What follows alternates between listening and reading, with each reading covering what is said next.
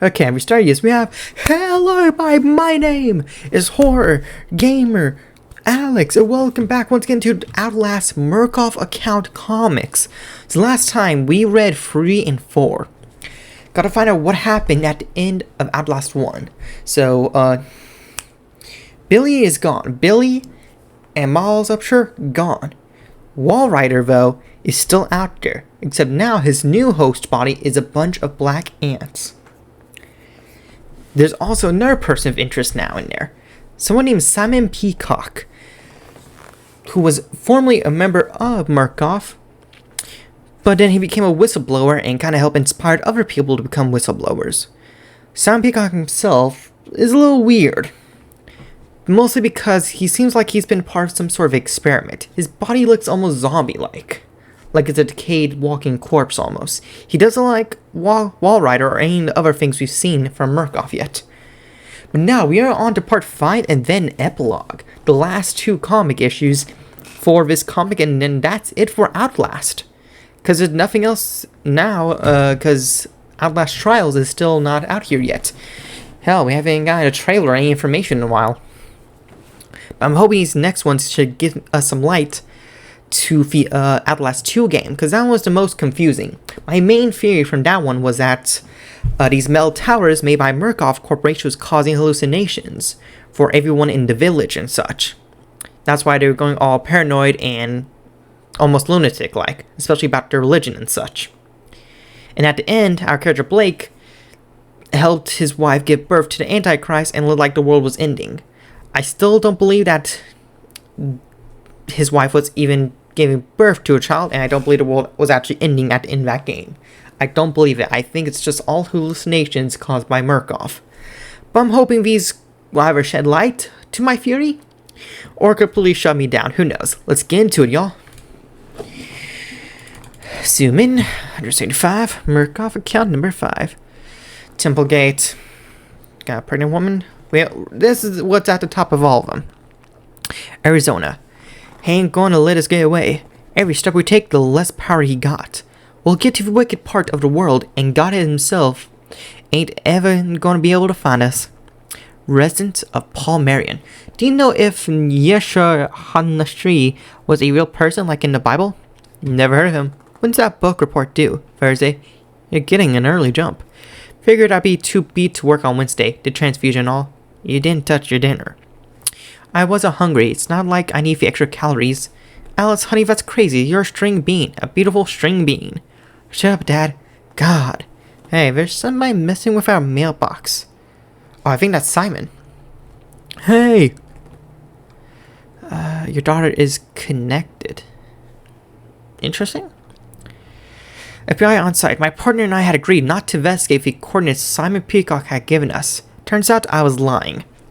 I rented the biggest, most jacked up all-terrain SUV they'd rent me, and it still crapped out about 20 miles short of coordinates. Fuck me, no surface. Yep. That sounds... I'm not too much of a car person, but I've seen some bad cars break down over the days and years. Hell, my mom used to have a PT Cruise that would always break fucking down. Always at the worst fucking times. I guess the heat and the sun got to me. Heavenly God. Wah. Dad, what's wrong? Are they out of hot chocolate? The towers! The light from the towers is causing him to hallucinate. He's seeing his daughter back in that night 13 years ago. Hacha, Coco. Watching my wife die. Multiple perforations of the intestine, spare throughout your wife's blood. Had to induce a coma in order to arrest progress. Her brain surgery is no longer an option. Your wife is dead, Mr. Marion. I'm so sorry. Oops.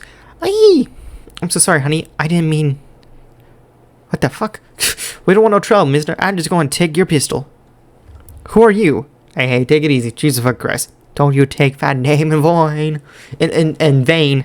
In vain? In vain. Safety's on. Alright, who are you? This is a girl. And Jesus, how pregnant is she? Oh, right in the arm. Ah. Bam. God have mercy on your soul. You did not! Bruh, the knife still stuck in his arm. He just goes, stabs him in the face. Oh, in the jugular, no. Oh, I'm not going to hurt you. You need help. I guess the shock got to me. When I woke up, it was full dark. I followed her trail for a couple miles. I kept seeing my dead wife. Yeah, the towers.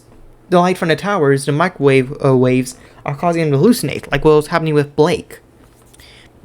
That's all you got? I was seeing my dead wife. Heard you. It's the least crazy thing you've told me so far. Fair enough. So by the time I'd catch up with the pregnant girl, she'd found a road and looked out onto her driver. Hey, wait. 2 pieces of luck. 1, I managed to get the license plate number. 2, my phone was back in range of signal. Hey, Glick, it's me. You are in such deep shit. I know. You lied to me. You went off the reservation. Actually found me beyond the reservation like Indians or First Nations. Or, what the fuck are you doing, Paul? I fucked up. Don't fuck yourself any deeper. I'm on my way. In the morning, a family on their way to the Grand Canyon found me and took me to the hospital. Spill. Pauline Glick got to the hospital 6 hours after I did. Told her everything. She wasn't impressed. Okay, number 1, you work for Murkoff, not Simon Peacock. Number 2, you don't interfere with ongoing experiments. We only enter the equation when the science is done and the side effects need mopping up. Shit, you don't even know if this was an experiment. And number 3, fuck you. You don't work without me. We're partners, you stupid motherfucker. Sorry. Don't say you're sorry. I hate that. You want the silver lining to your shit show? I traced the license plate number on your palm. That pregnant girl's a patient in the hospital. Don't surprise you brought me a suit. I haven't brought you a tie. Hope yellow's alright. Your dead wife in the desert. You called it a vision, not hallucination. It felt real. I could smell the hospital. I could smell my daughter like that little kid smell. It felt real. The first rule in the Murkoff playbook is don't get high on your own product. Yeah, but I'm wondering if I really killed that kid. I'm wondering about that girl. The girl's real. She's on record here. But her pregnancy, what if it's psychomatic, like the woman at Mount Massive? Could be a connection there? It's a healthy baby boy. Remarkably healthy, in fact, considering the state of the mother. She was unconscious when she arrived here. You don't know her name? We got her on record as Jane Doe. What about brain injury? You said there were anomalies in the CT scan? The scan must have been corrupted. What looks like a lesion in the amygdala, but perfectly symmetrical. Damnedest thing. Murkoff Rehabilitation Center? Miss Glick, is there more to your testimony? Yes, of course. Excuse me, the lesions in the girl's brain match the neural scarring common in morphogenic engine exposure. Called it. The towers were just like the morphogenic engine. Like the patients at Mount Massive Asylum. Could we see those brain scans? We're already off to lab, but we have copies. Test results in lab. Scans, the girl, evidence, all of it. This had to become a matter of containment. We'd love to meet the patient. This is Jane Doe. She's been unconscious since she got here. But the little guy in here has been kicking up a storm. He stood by Jane Doe's bedside for hours, and Paul knows something.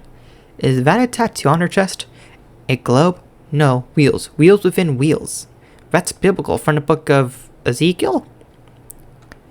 Ezekiel, oh, Papa, you can't have him. You can't. I'll die before I let you kill him. Fuck. I seen the messenger. I know I ain't burdened with the enemy. My blood is true. I've sipped at the fountain, and borne the pain and the marks of salvation. You ain't gonna take my baby. You ain't. She's having a seizure. Get a doctor. Doctor. It was then I was certain that we found when we found Jane Doe what had to be done. We lost her. We need to leave now. She's dead gone. There was nothing we could do. Minimal footprint. I realized too late I was operating above my security clearance. Hadn't figured out yet the trap Simon Peacock had led us into. What had been waiting for us out in that desert? Are you sure she was dead? Yeah, case closed. It's sad. Still, I gotta get home. Alice has a transfusion tomorrow. I said I'd be there. You're a good dad. You always take care of your girl. I'm guessing that's Jane Doe. Yeah, that's Jane Doe. Home again. Alice, you home? Alice. You work for us now.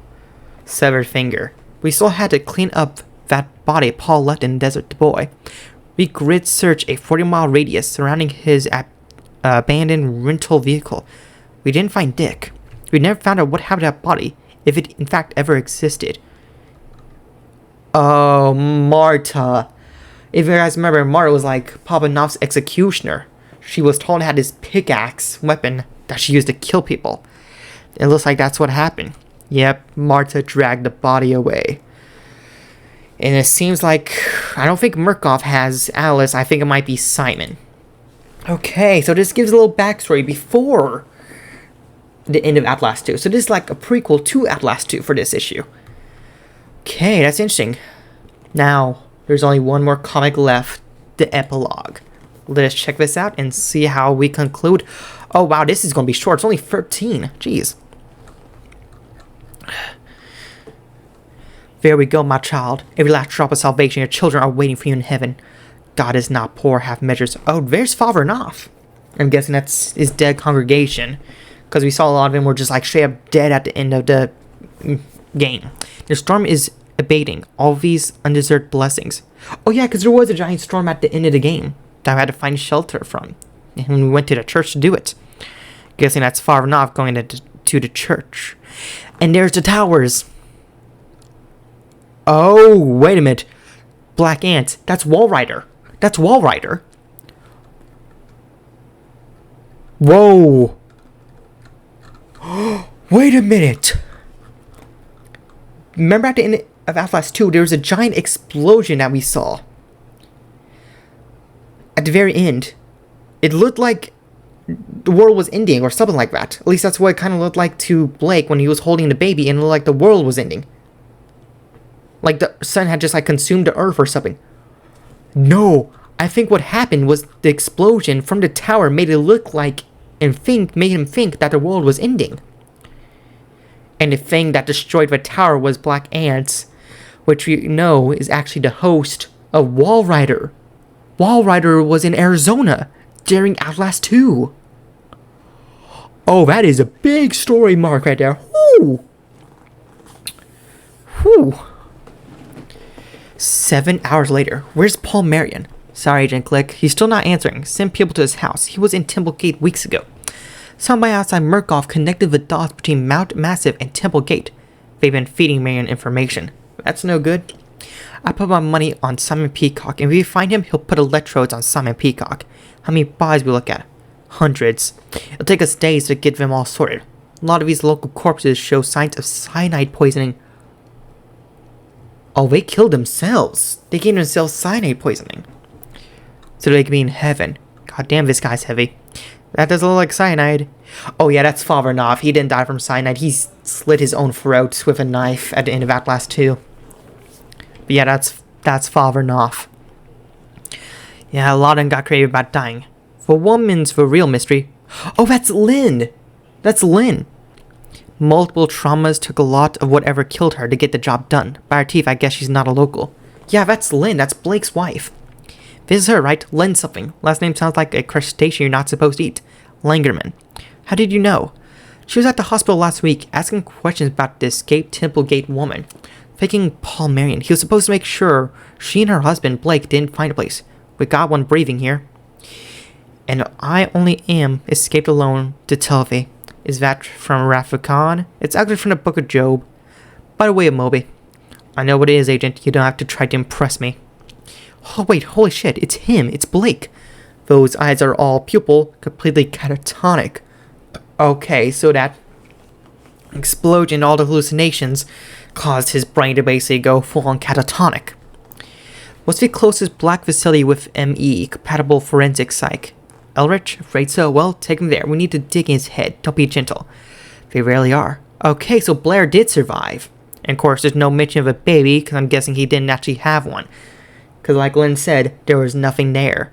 The baby was fake, a hallucination. Also, there is something up in the mountains up there. Person. Could be Simon? Maybe Marion? Agent Click, our guy just broke down the door to Paul Marion's. No sign of him or his daughter, but there's blood on the walls. Looks like something was written and smeared away. Agent Click, what do you want me to do? Find Paul Marion. Actually, no, do me a favor and find his corpse. Because if he's still alive, he's fucking dangerous. Where's my daughter? You're asking the wrong question. I'll still help you find the answer, but you'll need to trust me. We have to find Walrider. Murkoff destroyed Walrider. What about Miles Upshur? Dead. And Billy Hope? Dead twice. You found nothing in Templegate? How about you just tell me whatever it is you want to tell me? I don't know much, except that what Murkoff made of me was a rough draft, and what we stumbled onto when Miles Upshur found Billy Hope and the Wall Rider is the masterpiece. Oh, okay, so you're like the first version of trying to create Wall Rider. The morphogenic engine process needs a delivery mechanism, a method of infection. At Mount Massive in a lab, they could customize the process to the patient. Force it into their brains with video, mold the nightmares to open their minds. But out in the world, it's not surprising religion would be such an effective delivery mechanism. Oh, that's what it meant! I didn't even think about that! I forgot which issue it was. Was it this one? No, it was issue, no, not 3, 4. There was a specific phrase Simon said. Where is it? No, that's not it. Mount Massive was a pebble in a pond. Experiment on individuals, that is where the real sickness spreads. Mount Massive, they were just doing one person with the morphogenic engine. Try and make them compatible with Wall Rider.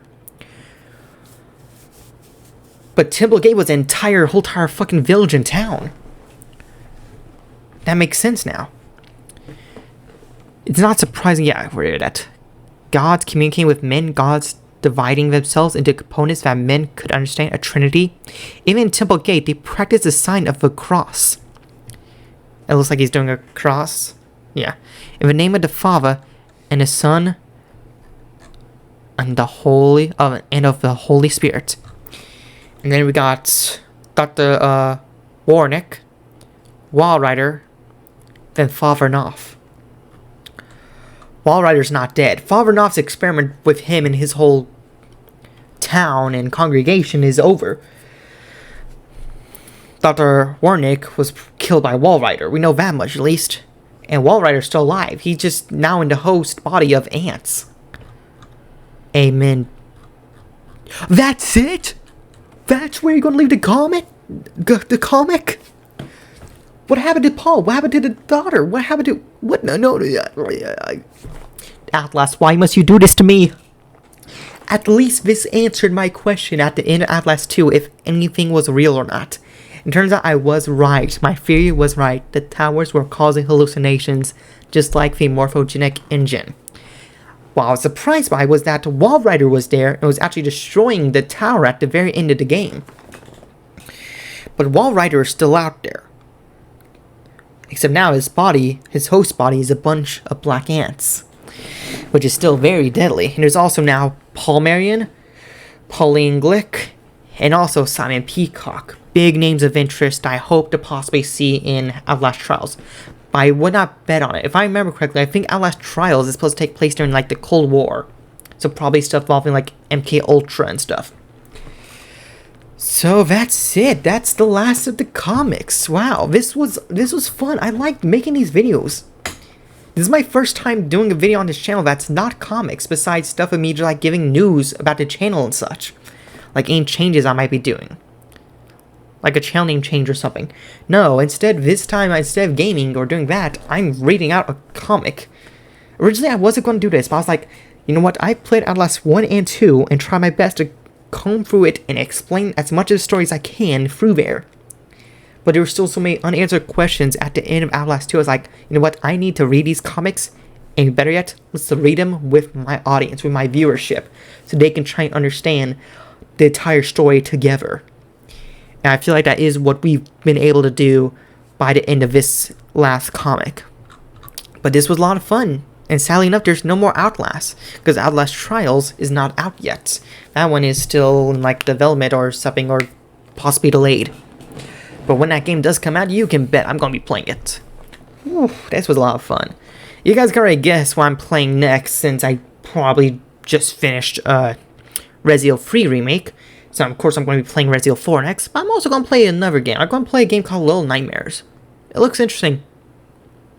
So, but until then, thank you guys so much for watching. Don't forget to like, comment, and subscribe, since it supports me and the channel. And if you guys have any gaming recommendations do leave it in the comments down below. But until then, I'll see you guys in the next video. Stay awesome.